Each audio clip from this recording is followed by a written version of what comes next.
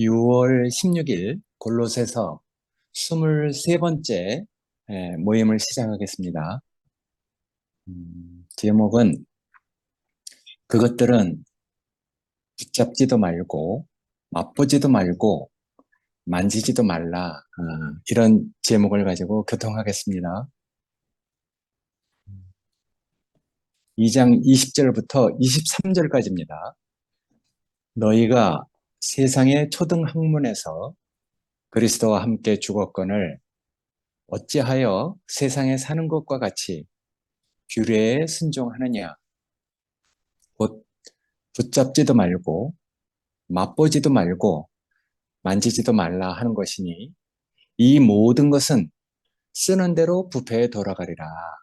음, 그래서 너희가 그리스도와 함께 죽었거늘 어찌 사람의 명령과 가르침을 따르느냐, 이렇게 말하는 것 같습니다. 그리고 23절에는 이런 것들은 자의적 숭배와 겸손과 몸을 괴롭게 하는 데는 지혜 있는 것처럼 보이지만 오직 육체를 따르는 것을 금하는 데는 조금도 유익함이 없느니라, 이렇게 말을 하고 있습니다.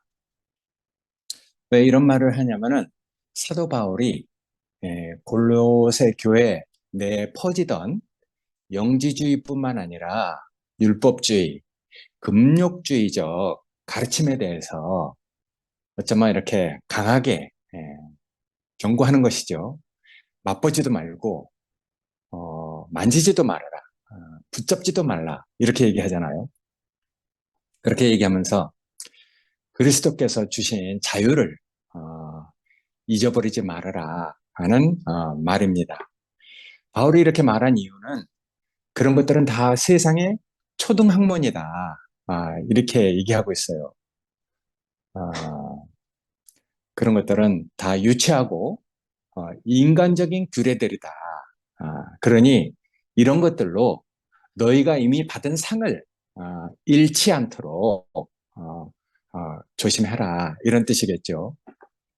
그래서 여기서 초등학문, 아주 이제 유치한 그런 학문이다. 그래서 그런 것들이 율법주의적 규례나 금욕주의, 또 헬라 철학의 원리들, 이런 것들을 얘기하고 있습니다. 그 나름대로 다 이유가 있고 고상한 것들이죠. 그러나 이런 것들이 바울의 눈에는 다 초등학문, 아주 유치한 것들로 이렇게 보이기 때문에 이렇게 이제 강한 어조로 얘기하고 있는 것이거든요. 그러니까 골로새 지역에는 교통의 요충지니까 많은 것들이 그 교회에 혼합되고 유입되고 있었어요. 유대 율법에 정결하게 하는 법, 정결법, 안식일 규정, 음식 제한과 몸을 억제함으로써 영적으로 뭐 더 높아진다고 믿는 금욕주의, 천사 숭배나 그리고 또 이제 비밀한 지식을 추구하는 영지주의적 요소들, 이런 것들이 이제 교회에 혼란을 주고 있었던 상황이거든요. 근데 이제 바울은 이런 것들이 세상적인 것들이다. 그리스도와 함께 죽은 자들에게는 더 이상, 더 이상 그런 유치한 것들에 영향을 받을 수 없다, 이렇게 말하는 것이잖아요. 그러니까 우리가 그리스도를 누리고 있다는 것, 그리스도를 우리가 우리 운명으로 따라가고 있다는 것, 정말 이 그리스도를 어, 그 인격으로 알고 따라가는 사람들의 그 실제는 사실 그런 것들이 다 눈에 다 보이잖아요. 어, 안 보인다면은 그 그리스도를 따라가는 자기 자신을 다시 한번 돌아볼 필요도 있다고 생각합니다. 그러니까 그리스도를 우리가 따라간다면은, 정말 그리스도를 누린다면은 그런 것들에 우리가 뭐 흔들리겠어요. 네. 그래서 이런 것들이 바로 세상이다, 이렇게 얘기하는 거죠. 아, 옛날에 우리 교회가 교회 생활할 때 뭐 걸핏하면 다 세상이라고 얘기했어. 근데 그런 차원이 아니고 이건 다른 차원을 얘기하는 거죠. 어, 정말 그분과 함께 죽고 거듭난 새 생명을 얻은 아, 그런 것, 그 안에서 그리스도를 누릴 때 보이는 것들을 얘기하는 것이거든요. 근데 옛날에 우리가 다 이제 교회 안에서 뭐 좀 이렇게 육에 속한 것, 뭐 자기 뭐 욕심대로 하는 것 이런 거 다 세상이라고 했단 말이에요. 그런 차원하고 좀 다른 것이죠. 그래서 바울에게는 그리스도와 함께 죽은 자들에게는 그런 유치한 것들의 영향을 더 이상 이제 받을 수 없다. 왜 이렇게 얘기를 하냐면은 그리스도 외에는 다 내가 아무리 인간의 고상한 것들이라도 다 배설물로 여긴다. 아, 이런 사람이니까, 그런 인식을 가지고 있는 사람이니까 이런 얘기를 하는 것이거든요. 그래서 그런 것들을 붙잡지도 말고 맛보지도 말고 만지지도 말아라 이렇게 얘기하고 있는 것이거든요. 그러니까 이런 규칙은 그 교회에 들어오는 그런 많은 교회를 혼란시키게 만드는 그런 것들은 사람이 만든 거다. 외적인 종교 규범일 뿐이지 정말 우리 자신을 경건하게 하거나 우리 내면의 변화를 이끌어가는 것은 아니다. 이렇게 얘기를 하고 있거든요. 그러니까 정말 우리가 진정으로 내가 내 자신이 그리스도를 따라가면서 변화된 사람, 내 내면에 변화가 있는 사람은 이거 다 알잖아요. 그러니까 이 인격적이고 우리 내면의 변화, 그러니까 우리가 다른 생명을 얻고 어, 우리가 살다 보면은 그런 표면적이고 육적이고 물질적인 이런 것들이 저절로 우리한테 다 굽이 갈라듯이 딱 갈라지잖아요. 그러니까 이제 내가 뭐 교만해서 하는 소리가 아니고 그런 것들이 저절로 이렇게 구별되니까 그 하는 얘기거든요. 그래서 바울의 논리는 아주 단순합니다. 너희가 그리스도와 함께 죽었다면은 옛날의 그 방식들, 율법이나 인간적인 전통, 규제 이런 것들은 더 이상 너희를 지배하지 못한다. 우리가 어떻게 그런 것에 끌려가겠어요? 참되신 인격이 있는데 그 외적이고 허식적인 이런 것에 우리가 뭐 유혹받거나 끌려갈 수 없는 것이죠. 그래서 그런 것들은 너희 더 이상 너희를 지배하지 못한다. 너희 속 사람을 어떻게 할 수가 없는 것들이다. 이렇게 얘기하거든요. 우리가 다 옛날에 겉사람으로 살아봤기 때문에 우리 속 사람이 정말 인격이신 그리스도를 따라간다면은 겉사람과 속사람이 왜 구별이 안 되겠어요? 삶이 달라지잖아요. 인식이 달라지고 진정으로 내가 내면의 변화를 갖게 되죠. 그러니까 그런 것들을 확실히 알고 교회에 어떤 것들이 문제가 되는지 그걸 이제 그런 것들이 보이니까 왜 마치 아직 세상에 속한 사람들처럼 그런 것들에 순종을 하느냐 이렇게 이제 묻는 것이거든요. 그래서 바울은 그런 행동, 표면적인 이런 그 변화보다도 우리 정체성, 내가 그리스도 안에서 내 자신이 누군지, 내가 어떻게 사는 사람인지, 그러니까 내 자신이 그 뭐야, 하여튼 어떤 가치관을 가지고 사는지, 그러니까 이 정체성의 변화를 형제들한테 다시 한번 이렇게 상기되도록 얘기를 하고 있는 것이거든요. 너희는 이제 하늘에 속한 자다. 그리스도와 연합한 자이기 때문에 세상의 그 종교적 틀에 다시는 얽매일 필요가 없다. 이렇게 얘기를 하는 것이죠. 그래서 교회 그런 인간적인 어떤 것들을 가지고 교회를 흔들려고 하고 혼란스럽게 만드는 이런 것들은 사실은 뭐 경건한 것처럼 보이고 그런 규범이나 전통 이런 것들을 잘 지키면서 자랑하지만은 그러나 그 이유가 있어요. 그런 것들을 자랑하면서 영적으로는 자기네들이 더 우월한 자처럼 더 뭐 앞선 자처럼 그렇게 이제 보이려고 하는 속셈이 있는 것이거든요. 근데 그 속으로는요, 그 다른 신자들, 다른 믿는 사람들을 업신여기고 있어요. 그래서 판단하거나 정죄를 합니다. 아, 그러니까 이런 오만한 것들을 가지고 겸손한 척하면서 많은 말들 하지만은 속셈은 하나님의 권위를 부정하게 만들고 오히려 자기네들이 더 영적으로 우월한 자들이니까 자기네들을 따르라, 자기네들을 섬겨주길 원하는 이런 속셈이 그 안에 깔려 있는 것이거든요. 음. 그러니까 우리가 말을 들어보면 알죠. 말을 들어보면 결국 그 사람 속셈이, 속내가 무엇을 이렇게 그 얘기하고 있는지 말을 자세히 들어보면 다 알죠. 그래서 바울은 이런 말을 하고 있는데, 바울이 그런 말을 하는 것이 그 당시 뭐 성경 또 골로새 교회만 하는 말이 아니잖아요. 늘 사람이 살아가는데 늘 사람은 그런 환경 속에 노출될 수 있으니까요. 음, 그래서 그게 골로새 교회만 향해서 말하는 게 아니라 오늘날에도 많은 사람들이 그렇게 살고 있으니까 오늘날에도 말씀하는 말씀이죠. 그래서 외형적으로 경건하거나 어떤 규칙이나 형식을, 그리고 어떤 전통을 잘 따르는 것처럼 그렇게 말하고 거기에 집착하도록 만들거나, 또는 정말 더 영적인 어떤 것을 누리기 위해서 금욕하거나 아니면은 신비주의적 이런 체험을 얘기하는 사람들은 다 사실은 그런 속내가 있는 것이죠. 근데 그런 사람들의 말을 자세히 들어보면은 결국 내가 너희보다 낫다, 영적 우월감을 가지고 있는 것이거든요.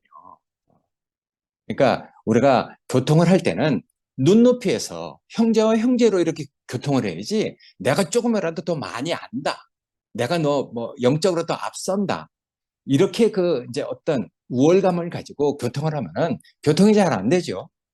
그래서 바울이 우리에게도 그렇게 얘기합니다. 그리스도 안에 있는 너희는 이미 죽고 새롭게 되었으니까 더 이상 인간의 그 종교적 틀에는 스스로 가두지 마라. 그렇게 할 필요가 없다. 이렇게 얘기하고 있는 것이거든요. 그래서 이제 바울은 그런 예로 많은 다른 성경에서도 얘기하고 있어요. 이 율법을 갖다가 원수된 것, 곧 의문에 속한 계명의 율법을 주님께서 폐하셨으니까, 그리고 또 그것을 폐할 때 이방인과 유대인 도저히 만날 수 없는 그 사람을 이 자기 안에서 그 담을 헐고 그런 것들을 폐해서 새 한 사람을 지었다. 그리고 이 새 한 사람은 하나님과 형제들 모두에게 다 화평하는 사람이다. 이런 얘기를 하는 것이거든요. 그래서 이제 바울은 그런 율법을 갖다가 의문율법이라고까지 얘기를 하잖아요. 의문이라는 말은 뭐 그 어원이 그리스어 그 도그마타 거기서 나온 말인데, 명령, 규정, 조례 이런 뜻을 얘기하거든요. 성경에서 이 도그마라는 것을 번역할 때 사용된 한자 의문은 의심할 의자가 아닙니다. 예식의 그럴 문입니다. 그래서 이는 의식적인 종교 규칙, 제도적 율법 이런 것을 뜻하는 고전 한문 표기죠. 근데 그런 것들을 한국어 표기해서 의문이라고 하면은, 옛날에는 이제 한문을 알았기 때문에 예, 그걸 우리가 다 이해를 하는데 요새는 한문을 잘 안 쓰잖아요. 그래서 대부분 뭐 의심할 의심할 영어로는 뭐 question, something 아니면은 저 뭐 puzzling 이런 뜻으로 그 이해를 하고 있단 말이에요. 그래서 뭐 수수께끼, 이해가 어려운 문제 이렇게 이제 잘못 그 이해할 수도 있는데 전혀 그런 뜻이 아니죠. 그래서 의문율법은 단순히 우리가 이해 못하는 수수께끼 같은 그런 율법이 아니라 사람이 제정한 의식적 규례, 형식적 규정 그런 것들을 의미할 때 사용된 말이거든요. 그래서 외적인 형식, 제사 규례, 음식법, 절기 등 인간 행위의 그 중심으로 만들어낸 어떤 규정들을 얘기할 때 그걸 의문이라고 했거든요. 그러니까 예식의를 쓴 것이죠. 그러니까 우리가 이런 그 뭐야 얘기를 왜 하느냐 하면은 바울은 율법, 특히 의식과 규례에 철저했던 사람이잖아요. 음. 근데 어떻게 그런 것들을 사람이 만들어낸 인간 행위의 그 중심이다. 어? 중심적인 행동들이다. 이렇게까지 얘기를 하고 그런 것들을 폐해버렸다. 이렇게까지 얘기를 했겠어요. 그 이유는 그리스도를 만났기 때문에 그렇거든요. 그래서 이 바울이 만난 그리스도, 정말 그게 놀라운 인격이잖아요. 바울은 뭐 우리가 다 알다시피 가말리아 문화에서 율법학자였죠. 그래서 바리사 출신으로 당시 유대 율법과 조상들의 그 구전과 전통에 엄격했던 사람이잖아요. 그리고 거기에 정말 열정적으로 헌신했던 사람이에요. 아주 반듯한 사람이죠. 그래서 빌립보서에서는 그렇게 얘기해요. 율법으로는 내가 바리새인으로, 열심으로는 교회를 박해하고 율법의 의로는 흠이 없는 자라고 자기 자신을 얘기하고 있단 말이에요. 사도행전서는 그렇게 얘기하거든요.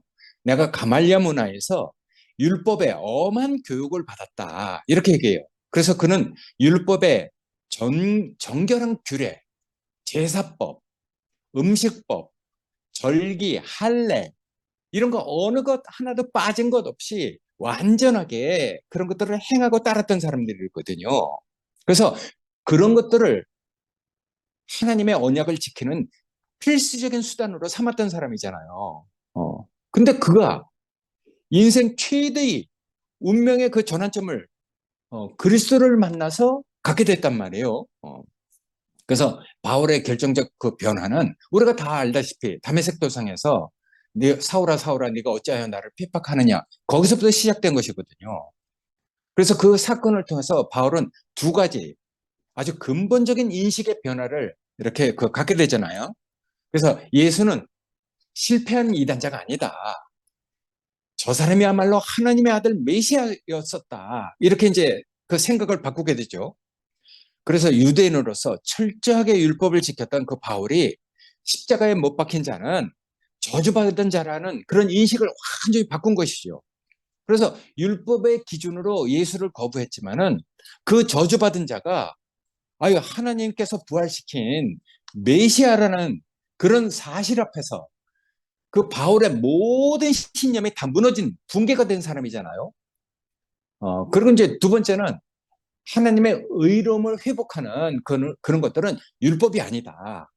오직 예수 그리스도에 대한 그 믿음으로 예수 그리스도를 영접함으로 거기에 주어지는 그 믿음 그런 것이라고 깨닫게 되잖아요. 그래서 율법의 행위로는 의롭다 함을 얻을 육체가 없다는 말까지 해요.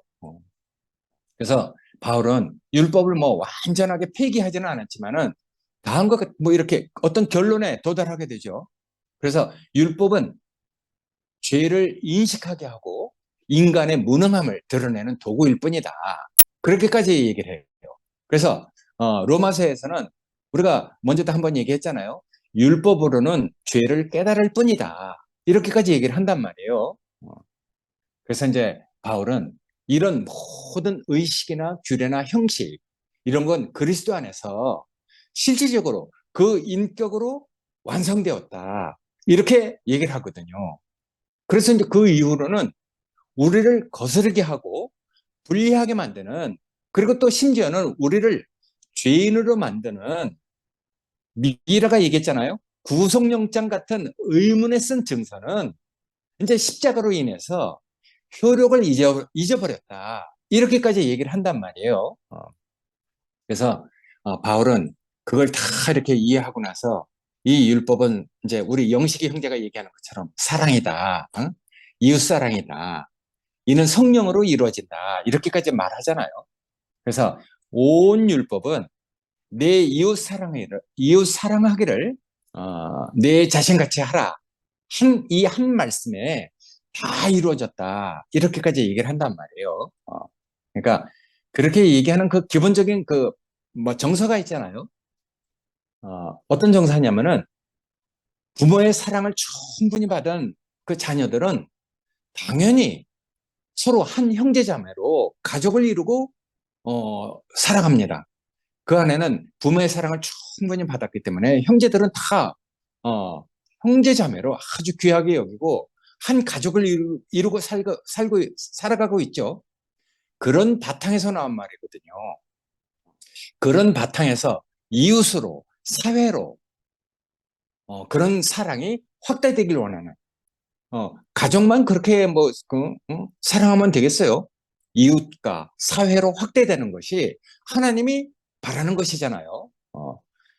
그래서 주님이 교회에 주신 말씀이죠. 그래서 이제 바울은 그런 것들을 다 이렇게 인식하게 된 것이죠. 그래서 여기서 바울이 폐지한 율법은 결국 어떤 것들입니까? 바울이 주로 폐지한다고 했던 율법은 형식적인 것, 어떤 규례적인 것, 어, 그런 것들이 이제 얼마나 사람을 괴롭히고 있는지 그걸 깨달았기 때문에 그런 것들은 다 인간 중심적으로 만들어진 것들이다. 그렇게 하고 이제 그걸 폐하게 됐어요. 우리가 다 경험해 본 것이죠. 권위에 순종하는 법은 그 마음은 없으면서 관례나 습관대로 행하는 것. 그러니까 뭐 마음은 없으면서 여태까지 관례상 그렇게 행해온 것이니까 형식적으로 하는 거죠. 근데 형식적으로 하면 뭐 합니까? 마음이 없는데 뭐.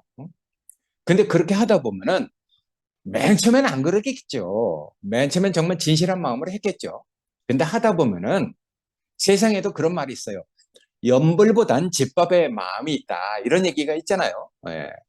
그러니까 실제로 해야 되는 건 연불인데 연불은 뭐 이제 허례허시로 그냥 묵탁 두드리면서 그냥 하려니까 하지만은 사실은 배고프니까 집밥에도 마음이 있단 말이에요.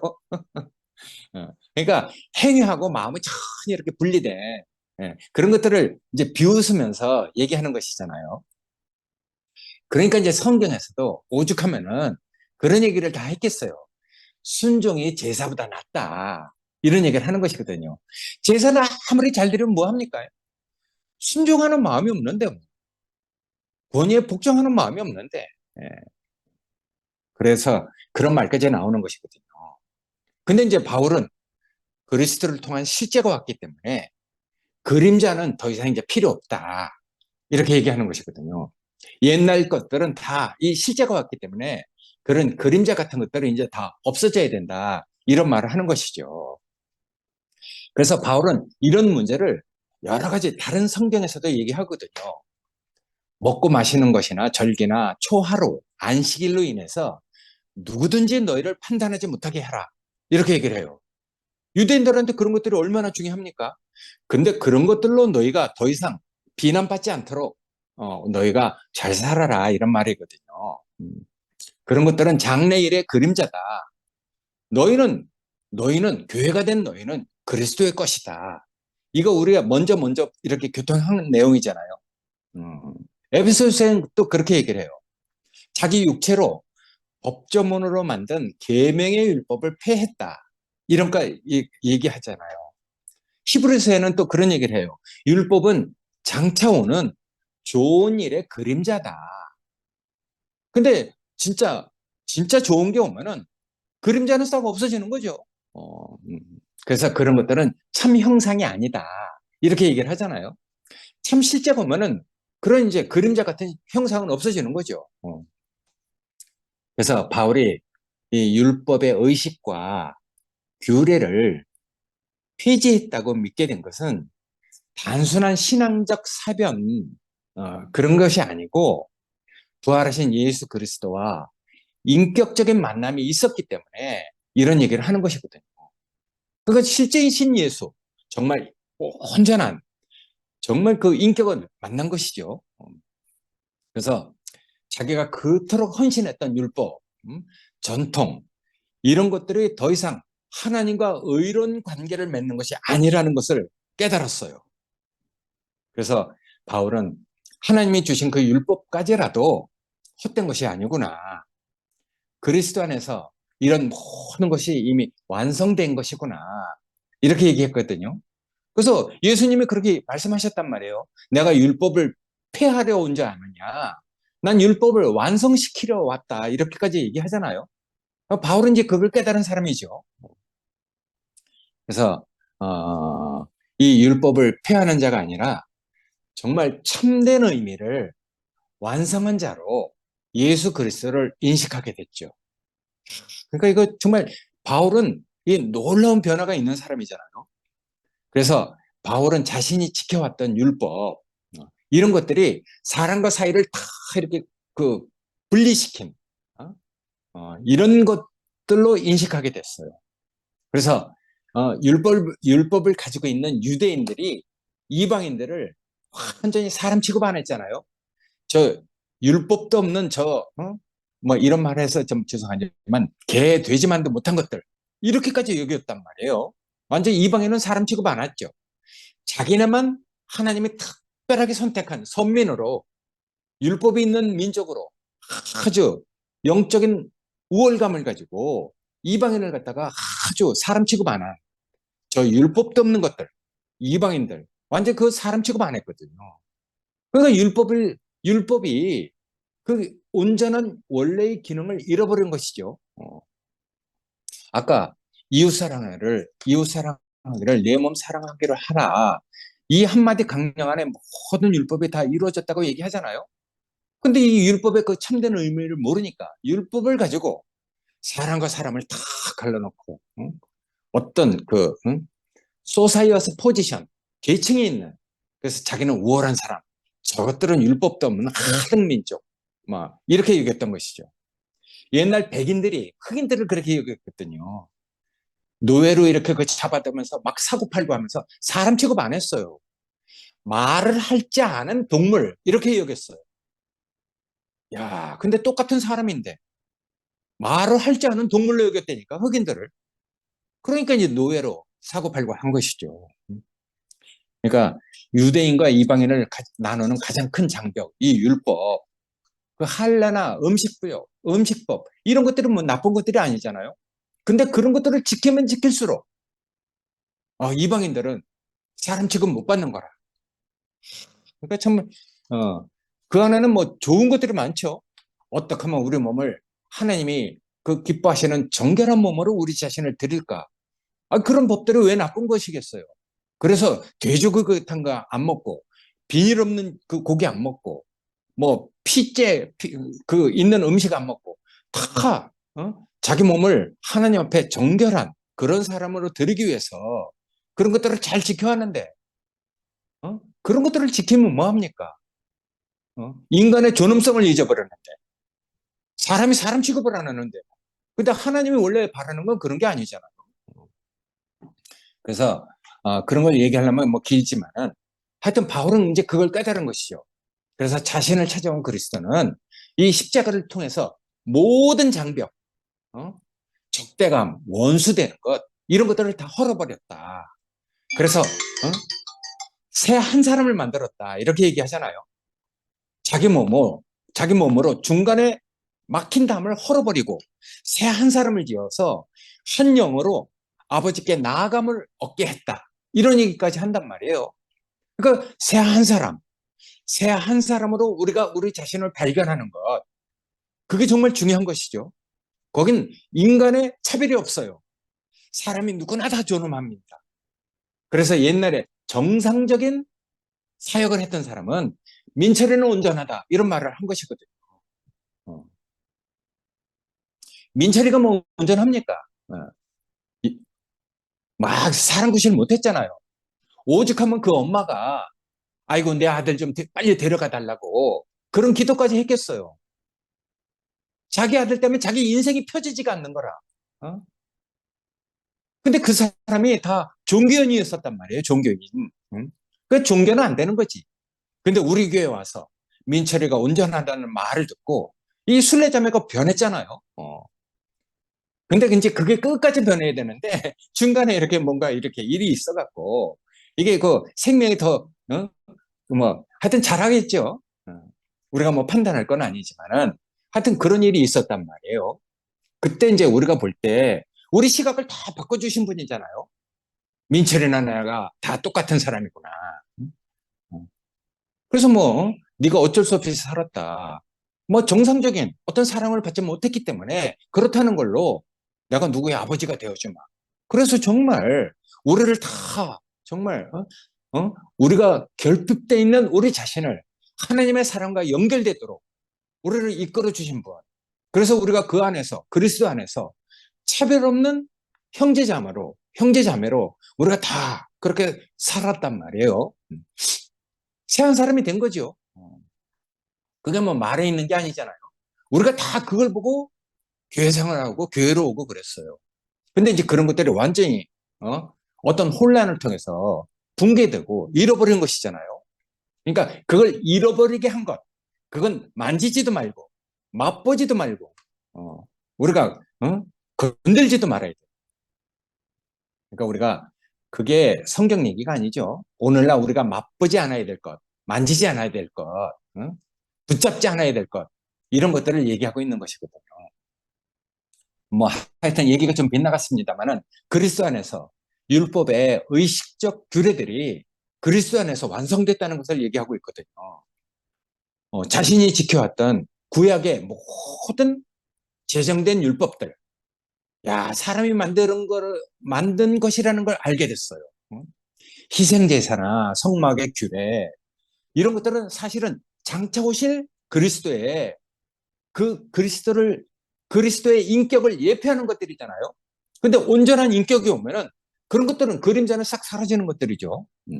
그래서 이제 그런 것들, 그래서 예수를 통해서 하나님께 참된 예배를 하는 것이 무엇인지 그걸 아는 사람이 됐단 말이에요. 아주 간단하죠, 뭐. 아버지께 예배하는 건 아들로 예배하는 거야. 그러니까 나는 당신의 아들입니다.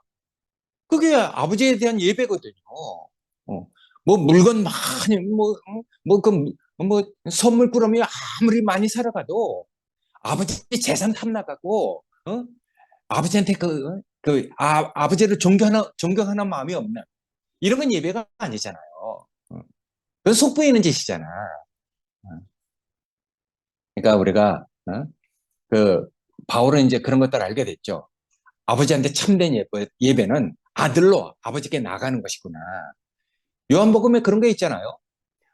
아버지를 참되게 예배하는 자들은 신령과 진정으로 예배한 때가 온다. 이렇게 얘기했단 말이에요.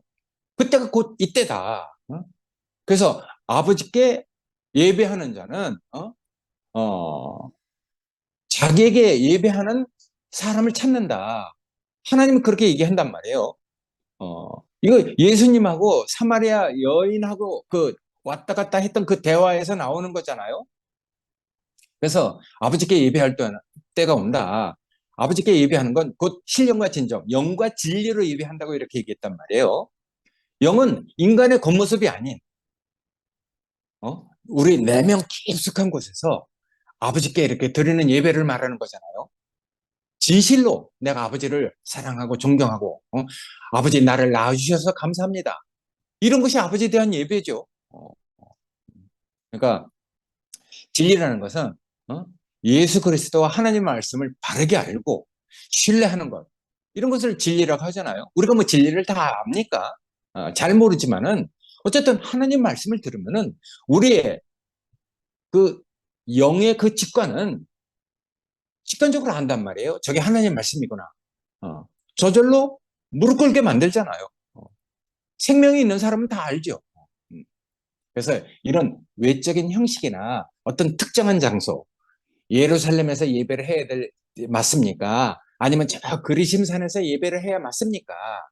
이런데 이제 매이지 않고 정말 진실하고 올바른 마음과 태도로 아버지께 드리는 예배. 네. 아버지는 그걸 원하신다는 것이거든요. 하나님이 뭐 우리를 모르겠어요. 하나님은 우리의 중심을 보신다. 이렇게 얘기하잖아요. 그래서 그리스도는 이런 모든 허례와 허식, 율례와 어떤 이런 상징들 이런 것들을 하여튼 자기 자신으로 완성시킨 분이잖아요.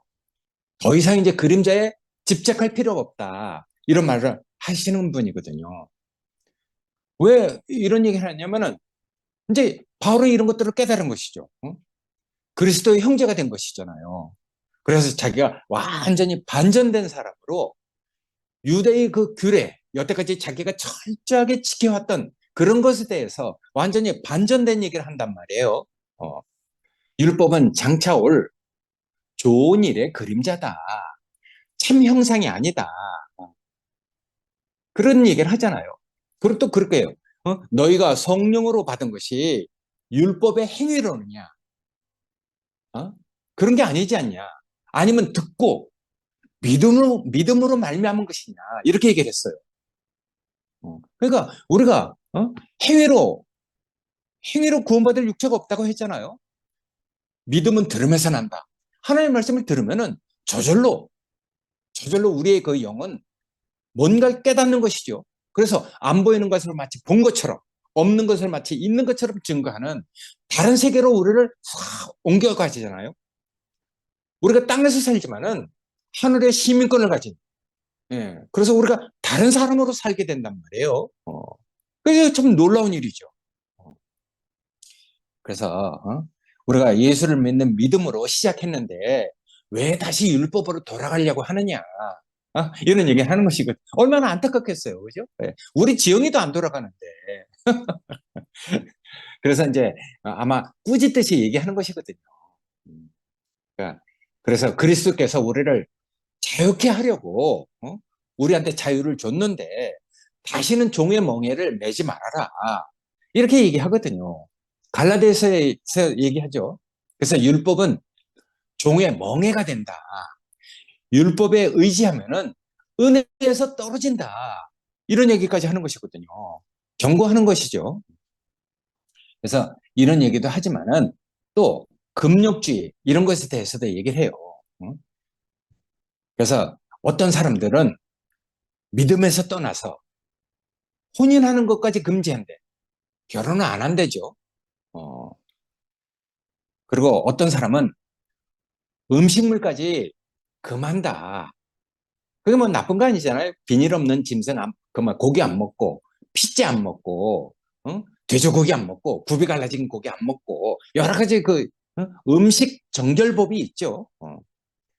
그렇게 말하지만은 바울은 이제 거기서 벗어난 사람이고 완전히 자유한 사람이기 때문에 하나님이 지으신 모든 것은 감사함으로 받으면 버릴 것이 없다. 이렇게 얘기를 하거든요. 그러니까 이런 거 금하고 저런 거 금하고 이런 거 안 되고 저런 거 안 되고 막 엄청나게 복잡한 사람한테 바울은 그런 거 아니다. 하나님이 다 우리에게 주신 것이다. 감사함으로 받으면 버릴 게 없다. 이렇게 얘기를 하는 것이거든요. 완전히 반전된 얘기를 하는 것이죠. 그래서 바울은 심지어는 결혼까지 금지하고 어떤 특정한 음식을 못 먹게 하고 그런 규칙들. 그래서 그렇게 미혹하는 영들을 귀신의 가르침이라고까지 얘기를 해요. 야, 그러니까 아주 심하게 얘기하는 것이죠. 강하게 비판하는 것이죠. 그래서 하나님이 주신 그 모든 것을 감사함으로 받는 것은 옳은 태도다. 하나님이 그거 뭐, 왜 모든 것을 다 창조해서 우리한테 줬겠느냐. 그러니까 음식과 결혼은 경건의 적이 아니다. 그건 하나님이 우리에게 허락하신 것이다. 그래서 이제 바울은 그런 얘기를 하면서 앞에서 얘기한 이런 모든 것에 그 결론으로 얘기를 하거든요. 그래서 이런 것들은 이제 23절에서 그렇게 얘기해요. 이런 것들은 다 자의적 경배와 겸손과 몸을 괴롭게 하는 데는 지혜 있는 것처럼 보이지만은 실제로 육체를 따르는 것을 금하는 데 있어서는 조금도 유익이 없다 이렇게 얘기를 해요. 무슨 뜻이냐면은 외형적으로는 지혜 있어 보이지만은 실제로는 속 사람을 변화시키지 못한다 이런 얘기를 하는 것이거든요. 그래서 육체적 자랑이나 영적인 교만, 영적인 우월감을 만들 뿐이다 이렇게 얘기를 하는 것이거든요. 어쨌든 이런 말씀을 가지고 하나님은 우리를 어떤 공과를 배우게 하시니까 우리 형제들은 다 화목하잖아요. 그리고 하나님께 저절로 우리가 겸손한 그리고 그 영광에 대해서 우리가 정말 그 권위에 순종하는 그래서 우리가 하나님께 대해서 정말 저절로 그 질서를 따르고 권위에 순종하는 올바른 사람으로 우리를 이끌어주고 있단 말이에요. 형제들은 다 하나님을 정말 자기 존재를 가지고 경배하는 사람이죠. 그래서 이런 것들의 외형적인 모습이 옛날 형제들은 다 효자였어요. 아버지 생일때 찾아가서 아버지 날 낳아주셔서 감사합니다. 그게 뭐 육신적으로는 아버지한테 그렇게 감사하다는 얘기를 하지만은 영적으로는 이미 변화된 사람이기 때문에 하나님 앞에서 경배하는 하나님 나를 거듭나게 해주셔서 감사합니다. 이런 것들로 우리가 다 그렇게 살아왔잖아요. 근데 이런 것들을 다 잃어버리고 이상하게 선포니 뭐니 이런 거 한단 말이에요. 그러니까 그런 것들, 교회를 분리시킨 것들, 그래서 교회에 어떤 이상을 가지고 교회를 혼란스럽게 만드는 이런 것들은 그 당시 골로새 교회만 있는 게 아니라 오늘날에도 여전히 존재하고 있거든요. 그래서 그런 것들은 만지지도 말고 맛보지도 말고 하여튼 그런 얘기를 하는데 항상 우리를 올바른 사람으로 이끌어 주시는 이런 사랑과 우리가 은혜를 누리면서 우리 인생을 살아가게 하잖아요. 그게 정말 감사한 일이죠. 우리는 정말 정상적인 사람으로 이 좁고 협착한 생명의 길을 가는 사람으로 하나님의 공간을 배워가면서 우리가 사는 사람으로 우리 자신을 알게 합니다. 그러니까 이런 모든 말씀을 우리에게 주셔서 우리가 이제 정상적인 사람, 바른 사람으로 우리가 뭐 특별한 사람 아니잖아요. 누가 얘기했어요? 일상이 하나님께 찬송이 되고 일상이 하나님께 감사가 되는 그런 삶을 살고 있단 말이에요. 그게 얼마나 감사합니까? 하여튼 이렇게 좋은 시간을 우리한테 허락하셔서 하나님이 우리에게 주신 사랑과 은혜를 나눌 수 있고 교통할 수 있는 이런 시간을 허락하신 주님께 정말 감사를 드립니다. 네, 감사합니다.